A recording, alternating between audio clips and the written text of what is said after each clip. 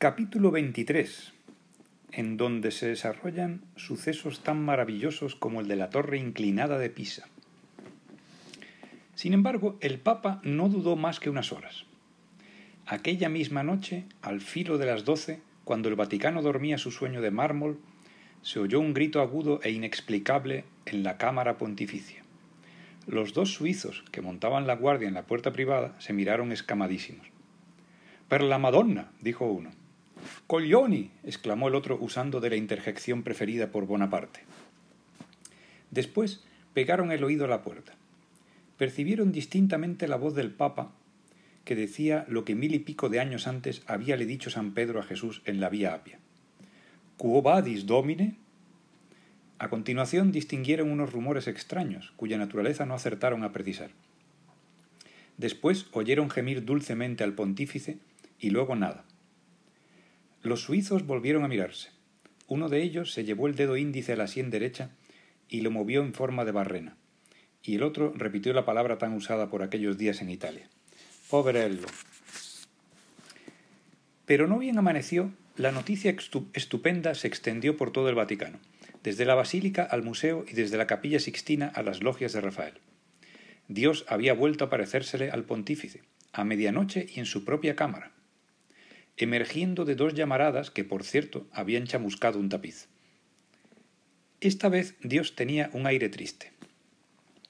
Estaba desconsolado por el escepticismo ambiente, y en un italiano purísimo se había dirigido al Papa con estos términos: «No me creen, fides intrépida», nombre que le corresponde al Papa, según la profecía de San Malaquías. «Ya lo sé. En sus corazones hay recelo. Piensan saberlo todo y no saben ni que nada saben. No importa. Verdaderamente te digo que mi venida a la tierra es próxima. Difúndelo así. Yo obraré milagros para que tu voz sea oída. Al fin del día que ha nacido, derrumbaré la torre de Pisa, y al fin del día que le siga, volveré a edificarla». Dijo y desapareció con un gesto amistoso. El Papa ya no cayó enfermo, ni sufrió ningún ataque de nervios, ni suspendió sus audiencias. Ahora el Papa, con la fe y la seguridad del iluminado, con la serenidad y la tranquilidad del persuadido, con la firmeza, en fin, del que obedece órdenes superiores, refirió a todo el mundo el suceso e incluso invitó a los reporteros de los periódicos romanos y a cuantos quisieran venir de provincias a pasarse por la secretaría, donde les serían facilitados abundantes datos sobre lo acaecido. Las agencias de prensa volvieron a sembrar con sus hojas de papel cebolla todos los diarios del mundo, facilitando información de la segunda aparición de Dios. El teléfono, el telégrafo y la radio multiplicaron, centuplicaron, millonizaron la noticia. Ya no era un telegrama lo que se traducía en letra impresa a los 63 idiomas conocidos. Ahora era una multitud copiosa de datos, una extensa acumulación de referencias. Se incluían opiniones e interviews. Los guardias suizos exageraron lo oído la noche anterior al través de la puerta. Interrogados acerca de por qué no habían avisado lo que sucedía, uno de ellos afirmó que Dios, apareciéndosele también a él, se lo prohibió terminantemente. El otro guardia no sólo corroboró las palabras de su compañero, sino que agregó que Dios le había preguntado amablemente por su mujer y sus hijos, dándole recuerdos para ellos. Volvieron los comentarios periodísticos mundiales, de contera a las informaciones recibidas de Roma. Pero ningún periódico reía esta vez. Los católicos no opinaban.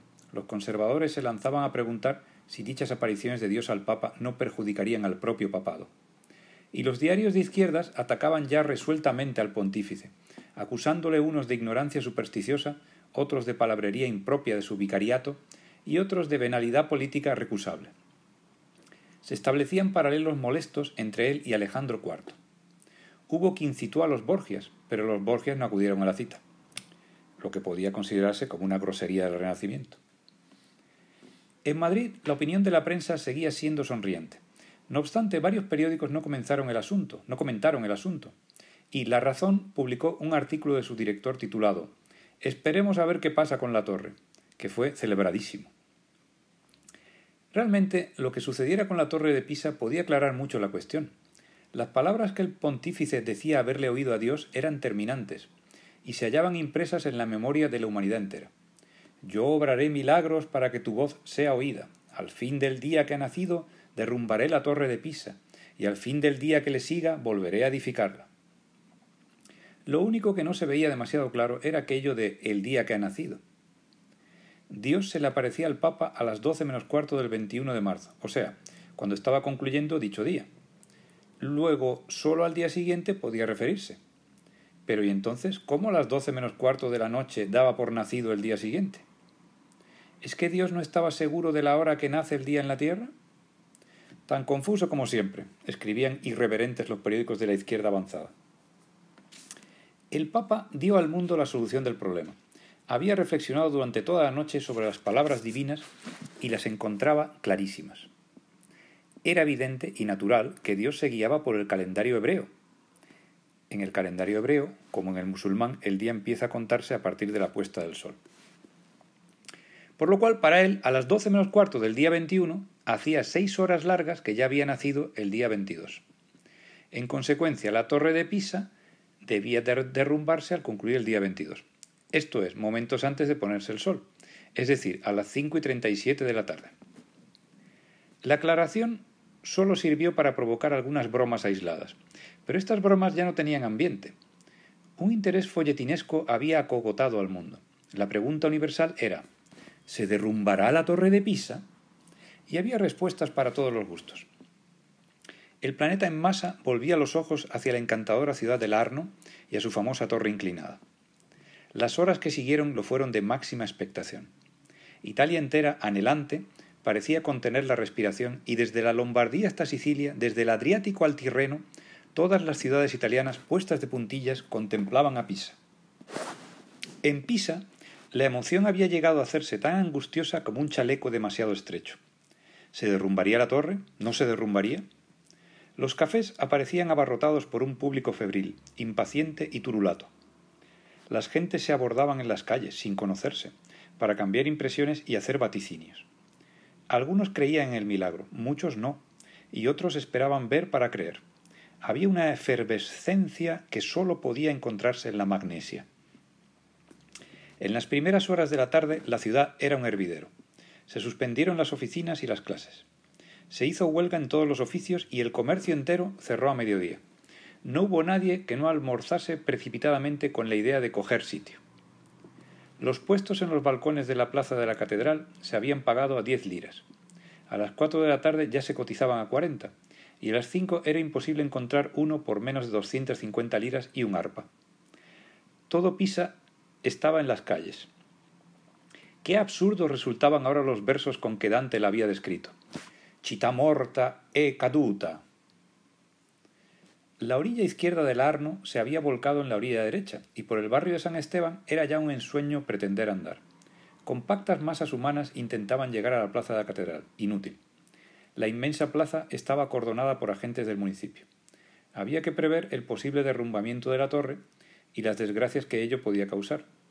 Se comentó mucho esta fe en la seriedad de Dios de que dio muestras aquel día el municipio de Pisa. Los centenares de almas que lograron un puesto en la plaza se miraban unos a otros con simpatía de correligionarios o de seres pertenecientes a una especie superior y privilegiada.